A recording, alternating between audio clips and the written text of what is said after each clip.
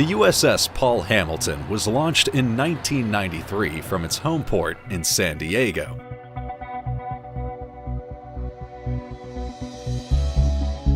Since then, the vessel has served at Pearl Harbor and participated in multiple military operations.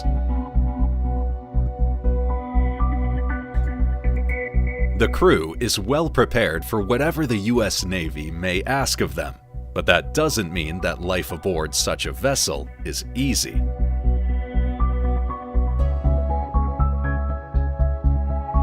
Measuring just over 500 feet in length and with a beam of 66 feet.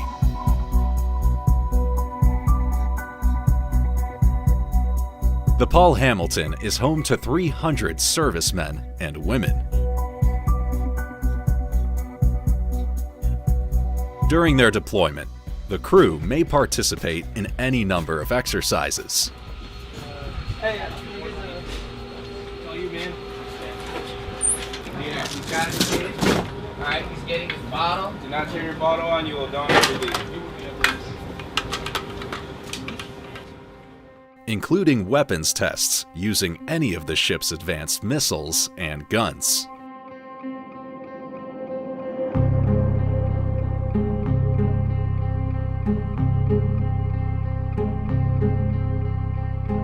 Arleigh Burke destroyers also have multiple small, fast boats and helicopters they can deploy to aid in their mission.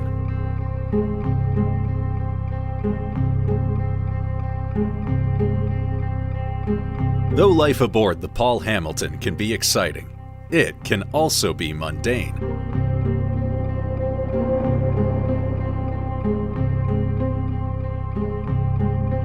It is not a normal working environment, and private time or space is often difficult to come by. Living quarters and recreational spaces were not the main priorities during the Arleigh Burke design and construction phase. To save space, most cabins are bunk style, with crew members sleeping just a few feet away from one another.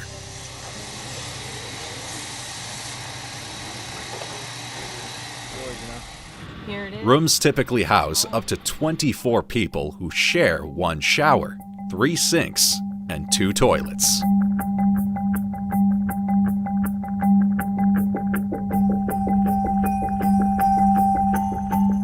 When not on duty or in their quarters, the Paul Hamilton's crew can exercise in one of the ship's small gyms, or, assuming conditions are appropriate, on the deck.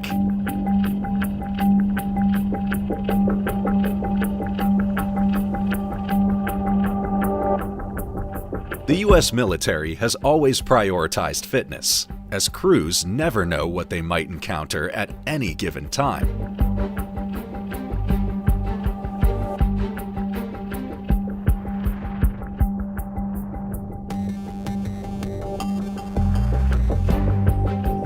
In order to protect themselves and their shipmates, men and women will often work out multiple times a week.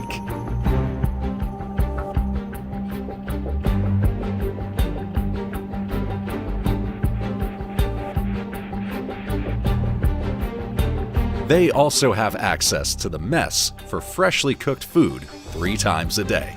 We ain't got no mozzie sticks. We got jalapeno poppers and pizza. Some zap. Though every crew member has their own special job, most of the people aboard the USS Hamilton are cross-trained.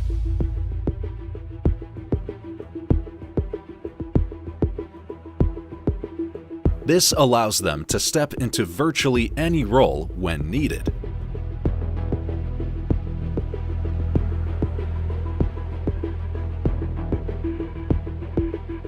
As ships are manned 24/7, every member of the crew stands to watch once or twice a day.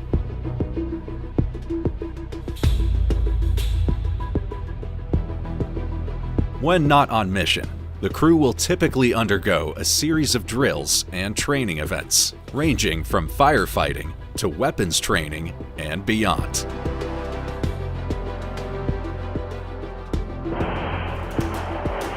Destroyers are, first and foremost, weapons of war.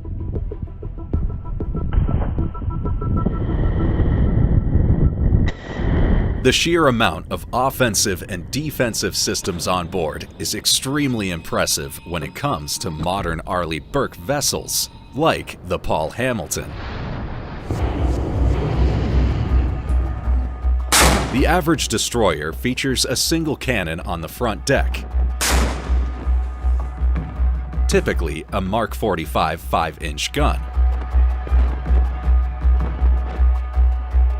They also have 20mm phalanx close-in weapon systems.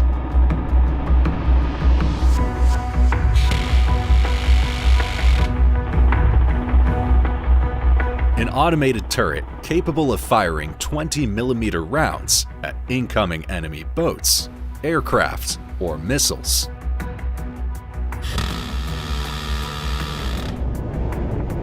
There are also torpedo tubes, either on or below the deck, which allow the ship to engage submarines and surface vessels. But the real firepower on board a US Navy destroyer is the missiles.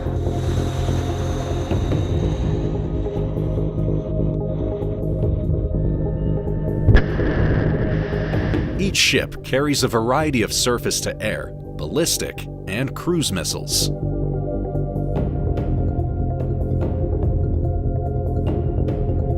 Some of which can accurately attack targets hundreds of miles away.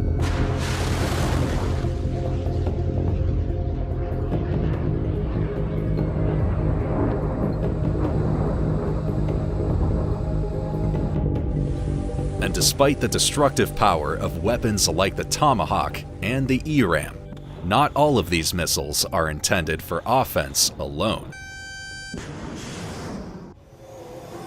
Torpedoes, on the other hand, are not about speed.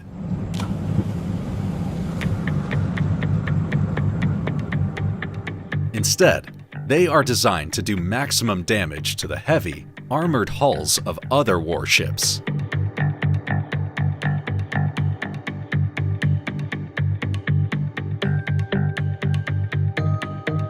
Using a propeller-driven or compressed air system to propel them toward their targets, torpedoes move anywhere between 10 and 63 miles per hour. Though there is some bleed over in terms of mission duties, destroyers are distinctively different from guided missile cruisers.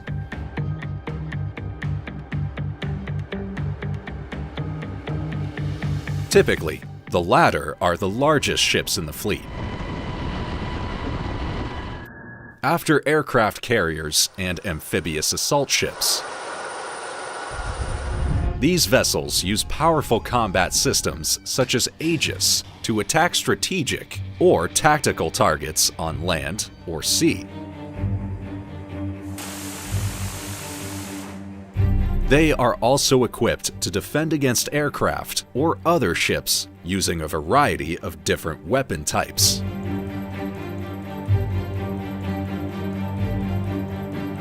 The current guided missile cruiser type in the United States military is the Ticonderoga class.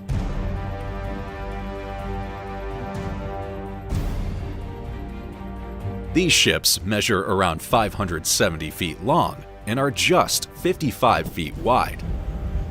5 TAC, 300 TAC, 2 TAC clock stricken in accordance with RFSD CCSI. Which presents a very small target to enemies that might try to attack from the front or back. They are fast, capable of speeds nearing 40 miles per hour. Aside from the missiles themselves, the heart of the guided missile cruiser is the many sensors and processing systems that keep the crew aware of their surroundings at all times.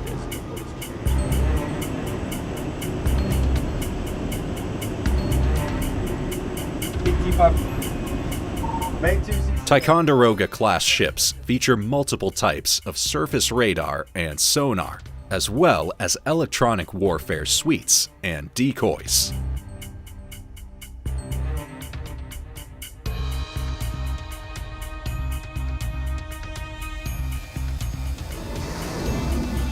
They carry hundreds of missiles of varying types, most of which are stored in tubes or launches placed around the deck.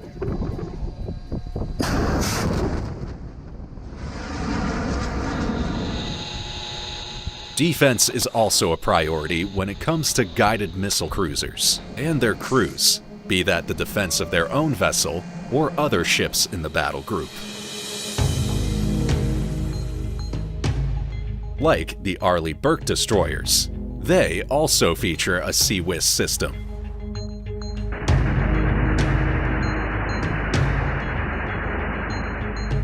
These fully automated guns use a combination of radar and rapid-firing multi-barrel cannons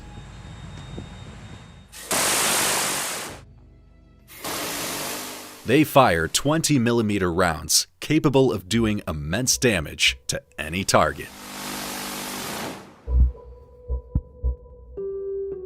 No matter the type of destroyer an enemy encounters, they should know that it is more than capable of living up to its name.